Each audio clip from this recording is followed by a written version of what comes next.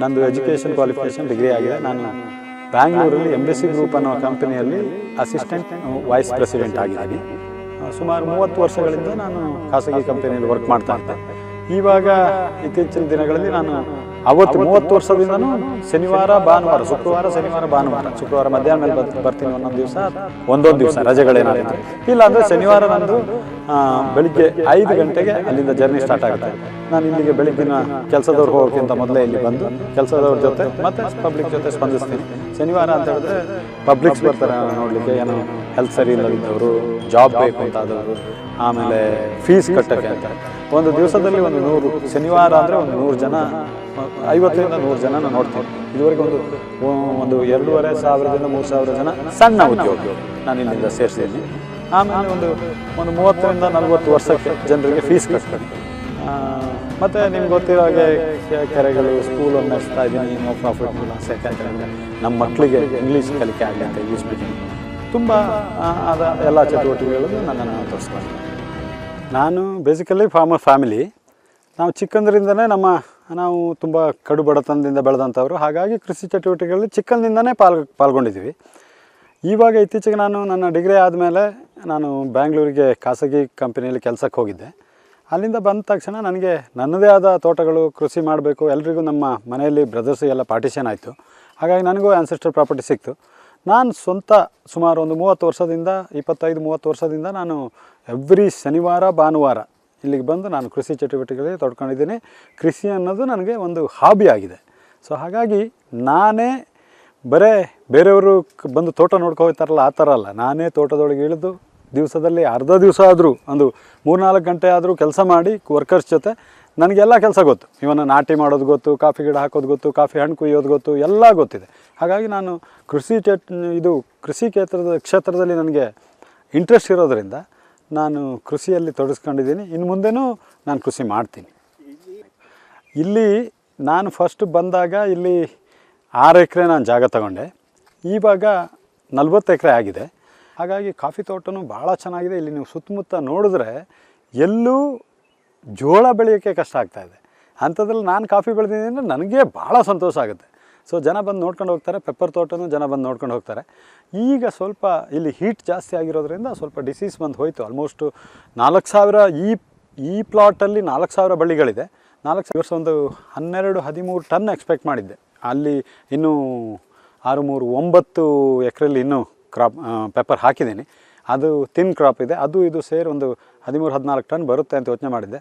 ಅಷ್ಟು ಬರುವ ಸೂಚನೆ ಇಲ್ಲ ಈಗ. ಯಾಕೆ ಅಂತ ಹೇಳಿದ್ರೆ ಚೈನ್ ಎಲ್ಲ ನೋಡಿ ಸ್ವಲ್ಪ ತಿನ್ನಾಗಿದೆ. ನಾನು ಇನ್ನೂ ಎಕ್ಸ್ಪೆಕ್ಟ್ ಮಾಡಿದ್ದೆ. ಬಟ್ ಏನು ಚೈನ್ ಆಗಿದೆ ಅದೆಲ್ಲ ಚೆನ್ನಾಗಿ ಕಾಳು ಕಟ್ಟಿದೆ, ಮಣಿ ಕಟ್ಟಿದೆ. ಸೊ ಕಾಫಿ ಪೆಪ್ಪರೊಂದಿಗೆ ಈ ಪ್ಲಾಟಲ್ಲಿ ನಿಂಬೆ ಕಿತ್ತಲೆ ಹಾಕಿದ್ದೀನಿ. ಇದು ಬಿಟ್ಟರೆ ಇನ್ನು ಬೇರೆ ಪ್ಲಾಟಲ್ಲೆಲ್ಲ ಶ್ರೀಗಂಧ ಹಾಕಿದ್ದೀನಿ. 2,000 ಪ್ಲಾಂಟ್ ಇದೆ. 4,000 ಮಾಗನಿ ಹಾಕಿದ್ದೀನಿ. ಆಮೇಲೆ ಅವಕಾಡೋ ಒಂದು 100 ಗಿಡ ಇದೆ. ಅದು ಹೇರಳವಾಗಿ ಫಸಲು ಬಿಡ್ತಾ ಇದೆ. ಅದ್ರ ಜೊತೆಗೆ ಶುಂಠಿ ಹಾಕ್ತೀನಿ. ಪ್ರತಿ ವರ್ಷ 4 ಎಕರೆಯಿಂದ 5 ಎಕರೆಗೆ ಶುಂಠಿ ಹಾಕ್ತೀನಿ. ಶುಂಠಿ ಜೊತೆಗೆ ಶುಂಠಿ ತೆಗೆದ ತಕ್ಷಣ ನಾನು ಅದಕ್ಕೆ ಅಡಿಕೆ ಹಾಕಿದ್ದೀನಿ. ಅಡಿಕೆ ಜೊತೆಗೆ ಬಾಳೆ ಹಾಕಿದ್ದೀನಿ. ಬಾಳೆ ಜೊತೆಗೆ ಡಾರ್ಪ್ ಮತ್ತು ಚಂದ್ರಗಿರಿ ಕಾಫಿ ಹಾಕಿದ್ದೀನಿ. ಜೋಳ ಇದೆ. ಮತ್ತು ಇದು ಬಾಳೆ ಜೊತೆಗೆ ಇಂಟರ್ ಕ್ರಾಪ್ಸ್ ಎಲ್ಲ ಅಡಿಕೆ ಇದೆಲ್ಲ ಹಾಕಿದ್ದೀನಿ. ಟೋಟಲ್ 40 ಎಕರೆ ಇದೆ. 40 ಎಕರೆಯಲ್ಲಿ ಎಲ್ಲ ಏನು ನಾನು ಹೇಳಿದೆ ಅದೆಲ್ಲ ಹಾಕಿದ್ದೀನಿ. ನೀರಾವರಿ ವ್ಯವಸ್ಥೆ ಹೆಂಗೆ ಮಾಡಿದ್ದೀರಿ? ನಾನು 10 ಬೋರ್ವೆಲ್ ತೆಗ್ಸಿದ್ದೀನಿ. 10ರಲ್ಲೂ ಒಳ್ಳೆ ಈಲ್ಡ್ ಇದೆ. ಅಂಡರ್ಗ್ರೌಂಡ್ ವಾಟ್ರ್ ತುಂಬ ಚೆನ್ನಾಗಿರೋದ್ರಿಂದ 280 ಅಡಿ 300 ಅಡಿಗೆಲ್ಲ ನನಗೆ ಒಳ್ಳೆ 2.5 ಇಂಚಸ್ 3 ಇಂಚಸ್ ನೀರು ಸಿಕ್ಕಿದೆ. ಅದಕ್ಕೆ ಸಮನಾಗಿ ಸೋಲಾರ್ ಹಾಕಿದ್ದೀನಿ. 28 HP ಸೋಲಾರ್ ಹಾಕಿದ್ದೀನಿ. ಆಟೋಮೆಟಿಕ್ ನಾವು ಬಿಸಿಲು ಬಂದ ತಕ್ಷಣ ಆಟೋಮೆಟಿಕ್ಕಾಗಿ ಪೈಪ್ಲೈನ್ ಮಾಡಿದ್ದೀವಿ. ಯಾವ ಪ್ಲಾಟಿಗೆ ಬೇಕೋ ಆ ಪ್ಲಾಟಿಗೆ ನಾವು ಯಾವ ಬೋರ್ವೆಲ್ ಬೇಕೋ ಎಲ್ಲಿಗೆ ಬೇಕೋ ಅಲ್ಲಿಗೆ ನಾವು ಹಾಕೋತೀವಿ, ಸ್ವಿಚ್ ಹಾಕೋತೀವಿ. ಅಲ್ಲಿಗೆ ನಾವು ಹೇರಳವಾಗಿ ಇರಿಗೇಷನ್ ಮಾಡ್ತೀವಿ. ಕರೆಂಟು 2 ಜನ್ರೇಟ್ರ್ಗಳಿದೆ, ಒಂದು ಕರೆಂಟ್ ಲೈನೂ ಇದೆ. ನಾನೇ ಡೆಡಿಕೇಟಾಗಿ ಹಾಕ್ಸಿದ್ದೀನಿ. ಬಟ್ ನಮಗೆ ಪವರ್ ಪ್ರಾಬ್ಲಮ್ ಇಲ್ಲಿ ತುಂಬ. ಅವ್ರು ಯಾವಾಗಲೂ ಕೊಡ್ತಾರೆ, ಅದು ಸಡನ್ನಾಗಿ ಕಟ್ ಮಾಡ್ತಾರೆ. ಹಾಗಾಗಿ ನಮಗೆ ಬೇಸಿಗೆಗಾಲದಲ್ಲಿ ನಾವು ಕರೆಂಟ್ ಯೂಸ್ ಮಾಡೋದೇ ಇಲ್ಲ. ಬರೀ ಸೋಲಾರಿಂದನೇ ನಾವು ಇರಿಗೇಷನ್ ಮಾಡ್ತೀವಿ. ಮತ್ತು ಡಾರ್ಕ್ ಕಾಫಿ ಬಗ್ಗೆ ಹೇಳಿ ಸರ್. ಅದೀಗ 1-2 ವರ್ಷದಲ್ಲಿ ನೀವು ಫಸಲು ಬರ್ತಾ ಇದೆ, ಹೇಗೆ ಅಂತೇಳಿ? ಅಲ್ಲ, ಇಲ್ಲಿ ಕ್ಲೈಮೇಟ್ ಚೆನ್ನಾಗಿದೆ. ಆ ಕಾಫಿ ಹಾಕಿದ ತಕ್ಷಣ ನಮಗೆ ಮಳೆ ಹೋದ್ರೂ ನಾವು ಇರಿಗೇಷನ್ ಮಾಡ್ತೀವಿ, ಇರಿಗೇಷನ್ ಪೈಪ್ಲೈನ್ ಚೆನ್ನಾಗಿ ಮಾಡಿದ್ದೀವಿ. ಹಾಗಾಗಿ ನಿಮಗೆ ತೋರಿಸ್ತೆ ನಾನು. ಆ ಡಾರ್ಫ್ ಬಂದವರೆಲ್ಲ ಈ ಥರ ಬೆಳೆದಿದೆಯಾ, ಇಷ್ಟು ಚೆನ್ನಾಗಿ ಬೆಳೆಯೋಕ್ಕೆ ನಮ್ಮ ಕಡೆ ಬರೋದಿಲ್ಲ ಅಂತಾರೆ. ಭಾಳ ಚೆನ್ನಾಗಿದೆ, ನನಗೂ ಖುಷಿ ಆಗುತ್ತೆ. ನಾನು ಇಲ್ಲಿ ಬಂದರೆ ಊಟನೇ ಬೇಡ ಅನ್ನುವ ಸ್ಥಿತಿಯಲ್ಲಿ ನಮಗೆ ಒಳ್ಳೆ ಇಳುವರಿ ಕೊಡ್ತಾಯಿದೆ. 2ನೇ ವರ್ಷಕ್ಕೆ ನನಗೆ ಹೇರಳವಾಗಿ ಕಾಫಿ ಡಾರ್ಫ್ ಗಿಡದಲ್ಲಿ ಕಾಫಿ ಬಿಡ್ತಾಯಿದೆ. ಅದಕ್ಕೆ ಏನು ಫಸ್ಟ್ ವರ್ಷ ನಾನು ಹೂವನ್ನೆಲ್ಲ ಕಿತ್ತಾಕಿದೆ. ಈಗ 2ನೇ ವರ್ಷ ಬಿಟ್ಟಿದ್ದೀನಿ, ಚೆನ್ನಾಗಿ ಇಳುವರಿ ಇದೆ. ಇದೇ ವಿಶೇಷ ನನಗೆ ಹೆಮ್ಮೆ ಅನಿಸೋದು ಅದೇ. ಇಲ್ಲಿ ಸುತ್ತಮುತ್ತ ಕಾಫಿ ಬೆಳೆಯೋದಿಲ್ಲ, ಏನು ಪೆಪ್ಪರ್ ಬೆಳೆಯೋದಿಲ್ಲ, ಅಥವಾ ಏನು ಬರೀ ಜೋಳ ಬೆಳೆಯುವಂಥ ಪ್ರದೇಶ, ಶುಂಠಿ ಬೆಳೀತಾರೆ. ನಾನಿಲ್ಲಿ ಕಾಫಿ ಬೆಳೆದಿದ್ದೀನಿ ಅಂತ ಹೇಳಿದ್ರೆ ನನಗೆ ಹೆಮ್ಮೆ ಅನಿಸುತ್ತೆ. ತುಂಬ ಜನ ಬಂದು ನೋಡ್ಕೊಂಡು ಹೋಗ್ತಾರೆ. ಇದು ಬೇರೆ ವಾತಾವರಣ ಎಲ್ಲ ಅನುಕೂಲಕರ ಆಗಿರುವುದಲ್ಲಿ ನೀವು ಬೆಳೆಯೋದು ಅದೇನು ದೊಡ್ಡ ವಿಶೇಷ ಅಲ್ಲ. ನನಗೂ ಅಲ್ಲಿ ತೋಟ ಇದೆ, ಸುಮಾರು 100-150 ಎಕರೆ ತೋಟ ಇದೆ. ಅಲ್ಲಿಯೂ ತೋಟ ಚೆನ್ನಾಗಿ ಬೆಳೆದಿದ್ದೀನಿ. ಬಟ್ ವಿಶೇಷ ಅನಿಸೋಲ್ಲ ನನಗೆ. ನಾನು ಇಲ್ಲಿಗೆ ಒಂದು ಸಾರಿ ವಾರದಲ್ಲಿ ಬಂದರೆ ಇಲ್ಲಿ 3 ಗಂಟೆ ಸ್ಪೆಂಡ್ ಮಾಡ್ತೀನಿ ನಾನು. ಯಾಕೆಂತ ಹೇಳಿದ್ರೆ ಇಲ್ಲಿ ಕಾಫಿ ಬೆಳೆದಿದ್ದೀನಲ್ಲ, ನನಗೆ ಹೆಮ್ಮೆ ಅನಿಸುತ್ತೆ. ಬೇರೆ ಯಾರೂ ಕಾಫಿ ಬೆಳೆದಿಲ್ಲ ಇಲ್ಲಿ. ನೀವು ನೋಡ್ಬೋದು, ನಾನೇನು ಬಾಯಿ ಮಾತಲ್ಲಿ ಹೇಳ್ತಾ ಇಲ್ಲ, ನೀವೆಲ್ಲ ನೋಡ್ಬೋದು ಇಲ್ಲಿ ಎಷ್ಟು ಚೆನ್ನಾಗಿದೆ ಕಾಫಿ ಗಿಡಗಳಂತ. ಬಟ್ ಬೇಸಿಗೆಯಲ್ಲಿ ನೋಡಿ, ಈಗ ನೆನ್ನೆಗೌಡಿಗೂ 64 ಇಂಚು ಮಳೆ ಆಗಿದೆ. ನಾನು ಫಸ್ಟ್ ವರ್ಷ ತಗೊಂಡಾಗ 13 ಇಂಚ್ ಮಳೆ ಆಗಿತ್ತು. ಇವಾಗ 66 ಇಂಚ್ ಮಳೆ ಆಗಿದೆ. ಅದಕ್ಕೆ ಅನುಗುಣವಾಗಿ ನಾನಿಲ್ಲಿ ಇದು 2 ತೆಗೆಸಿದ್ದೀನಿ ಕೆರೆಗಳು, ಹ್ಯೂಜ್ ಕೆರೆಗಳು ಎಲ್ಲ ಫುಲ್ ಆಗಿದೆ. ನನಗೆ ಈ ಸರಿ ರೀಚಾರ್ಜ್ ಪ್ರಾಬ್ಲಮ್ ಇಲ್ಲವೇ ಇಲ್ಲ. ನಿಮ್ಗೆ ಈಗ ತೋರಿಸ್ದೆ, ಒಂದು ಬೋರ್ವೆಲ್ಲಿ ಓವರ್ಫ್ಲೋ ಆಗ್ತಾಯಿದೆ. ಸೊ ಬೋರ್ವೆಲ್ ಓವರ್ಫ್ಲೋ ಆಯಿತು ಅಂತ ಹೇಳಿದ್ರೆ ವಾಟರ್ ಬೆಲ್ಟ್ ಚೆನ್ನಾಗಿದೆ ಅಂತಲೇ ಅರ್ಥ. ಸೊ ಹಾಗಾಗಿ 2 ಕೆರೆಗಳು, 3 ಕೆರೆಗಳು ಮತ್ತು 10 ಬೋರ್ವೆಲ್ ಇದೆ. ಹಾಗಾಗಿ ಈ ಸಾರಿ ವಾಟರ್ ಪ್ರಾಬ್ಲಮ್ ನನಗೆ ಬರೋದಿಲ್ಲ. ಪೆಪ್ಪರ್ ಮತ್ತು ನಂದು ಇದು ಈ 6 ಎಕರೆಯಲ್ಲಿ ಪೆಪ್ಪರ್ ಮತ್ತು ಕಾಫಿ ಇದೆ. ಒಂದು 5-6 ಲಕ್ಷ ರೂಪಾಯಿ ಇದು ಬರುತ್ತೆ, ಏನು ವರಮಾನ ಬರುತ್ತೆ. ಅದರಲ್ಲಿ ಒಂದು 2 ಲಕ್ಷ ರೂಪಾಯಿ ಖರ್ಚಿರ್ಬೋದು, ಒಂದು 4 ಲಕ್ಷ ರೂಪಾಯಿ ಪ್ರಾಫಿಟ್ ಬರುತ್ತೆ ಇದರಲ್ಲಿ. ಆಮೇಲೆ ಕೆಳಗೆ ಹೋದರೆ ಬೇರೆ ಪ್ಲಾಟ್ಗಳಲ್ಲೆಲ್ಲ ಬಾಳೆ ಇದೆ, ಶುಂಠಿ ಇದೆ. ಅಲ್ಲಿ ನನಗೆ ಒಂದು 10 ಲಕ್ಷದಷ್ಟು ಎಕರೆಗೆ ಬರುತ್ತೆ. ಅಂದರೆ ಜೋಳ ಮಲ್ಟಿಪಲ್ ಕ್ರಾಪ್ ಹಾಕಿದ್ದೀನಿ ಅಲ್ಲಿ. ಸೊ ಅಲ್ಲೆಲ್ಲ ಖರ್ಚು ಸ್ವಲ್ಪ ಕಡಿಮೆ ಇದೆ. ಯಾಕೆಂದರೆ ಶುಂಠಿ ಜೋಳದಲ್ಲಿ ಇಳುವರಿ ಈಗ 1 ಲಕ್ಷ ಖರ್ಚು ಮಾಡಿದ್ರೆ ಜೋಳದಲ್ಲಿ 1.25 ಸಿಗ್ಬೋದು, ಅಥವಾ 1.50 ಜೋಳದಲ್ಲಿ ಮಾರ್ಜಿನ್ ಇರೋದು. ಶುಂಠಿಯಲ್ಲಿ ಡಿಪೆಂಡ್ಸ್ ಅಪಾನ್ ದಿ ರೇಟ್. ನನಗೆ ಕಳೆದ ವರ್ಷ ಒಂದು 2,500-3 ಸಾವಿರ ಬ್ಯಾಗ್ ಆಗಿತ್ತು. ಶ್ರೀಗಂಧ 2011ಇಂದ ಅದು ಓಪನ್ ಮಾರ್ಕೆಟ್ ಆಯಿತು, ಗೌರ್ಮೆಂಟ್ ಓಪನ್ ಮಾರ್ಕೆಟ್ ಮಾಡಿದ್ದಾರೆ. ಸೊ ಯಾಕೆ ಈಗ ಅದು ಶ್ರೀಗಂಧ ಲೆಕ್ಕಾಚಾರದ ಪ್ರಕಾರ 1 ಎಕರೆಗೆ 6 ಕೋಟಿ ರೂಪಾಯಿ ಇದು ವರಮಾನ ಬರುತ್ತೆ ಅಂತ ಹೇಳ್ತಾರೆ ಆಫ್ಟರ್ 15 ಇಯರ್ಸ್. ಸೊ ಅಷ್ಟು ಬಂದರೆ ನಮಗೆ ಭಾಳ ಪ್ರಾಫಿಟ್ ಆಗುತ್ತೆ. ಮಾರ್ಕೆಟ್ ಭಾಳ ಚೆನ್ನಾಗಿದೆ. ನೀವು ಮೈಸೂರು ಸ್ಯಾಂಡಲ್ ಅಥವಾ ಎಲ್ಲಿಗಾದರೂ ಗೌರ್ಮೆಂಟಿಗೆ ತಗೊಂಡೋಗಿ ಕೊಡ್ಬೋದು. ಶ್ರೀಗಂಧ ಚೆನ್ನಾಗಿದೆ. ಆದರೆ ನಿಮಗೆ ನಿಮ್ಮ ಅದೃಷ್ಟದ ರೇಖೆ ಮೇಲೆ ಹೋಗುತ್ತೆ, ಎಲ್ಲ ಕದ್ದೋಗುತ್ತೆ. ಈಗ ನಾನೇನು ಮಾಡಿದ್ದೀನಿ ಅಂದರೆ, ಈಗ 4 ವರ್ಷ ಆಯಿತು, 5ನೇ ವರ್ಷ 6ನೇ ವರ್ಷಕ್ಕೆ ಚಿಪ್ಸ್ ಹಾಕಬೇಕು ಅಂತ ಮಾಡಿದ್ದೀನಿ.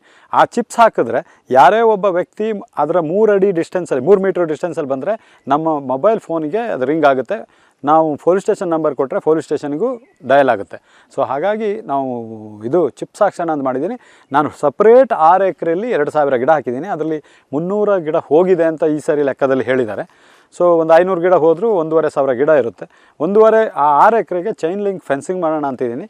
ಫುಲ್ ಸೆಕ್ಯೂರಿಟಿ ಇಡೋಣ ಅಂತ ಮಾಡಿದ್ದೀನಿ. ಡಾಗ್ ಸ್ಕ್ವಾಡು ಇಡಬೇಕು ಅಂತ ಮಾಡಿದ್ದೀನಿ. ಈಗ ನೀವು ನೋಡಿದ್ರಿ ಶ್ರೀಗಂಧ ಭಾಳ ಚೆನ್ನಾಗಿದೆ. ಸೊ ಆ ಥರ ಸಿಚುವೇಷನಲ್ಲಿ ಇನ್ನೂ ವರ್ಸ್ಟ್ ಅಂತ ಹೇಳಿದ್ರೆ, ನಿಮಗೆ ನಾನು ಆಗಲೇ ಎಕ್ಸ್ಪ್ಲೇನ್ ಮಾಡಿದೆ, ಅದು ಅಂಡರ್ಗ್ರೌಂಡಲ್ಲಿ ಆಯಿಲ್ ಕಂಟೆಂಟ್ ಜಾಸ್ತಿ ಅದ್ರ ಬೇರಲ್ಲೆಲ್ಲ. ಬೇರಲ್ಲೇ ಎಕರೆಗೆ 50 ಲಕ್ಷ ರೂಪಾಯಿ ಅಷ್ಟು ಸಿಗುತ್ತಂತೆ. ಸೊ ಹಾಗಾಗಿ ಪ್ರೊಟೆಕ್ಷನ್ನಿಗೆ ನಾನು ಈಗ ಪೂರ್ವ ಸಿದ್ಧತೆ ಮಾಡ್ಕೊಂಡಿದ್ದೀನಿ. ಏನೂ ಮಾಡೋಕ್ಕಾಗಲ್ಲ. ಅದನ್ನು ಮೀರಿ ಕಳ್ತನ ಆದರೆ ಏನೂ ಮಾಡೋಕ್ಕಾಗಲ್ಲ. ಗಂಧನ ಎಲ್ಲ ಕಡೆನೂ ಕದೀತಾರೆ.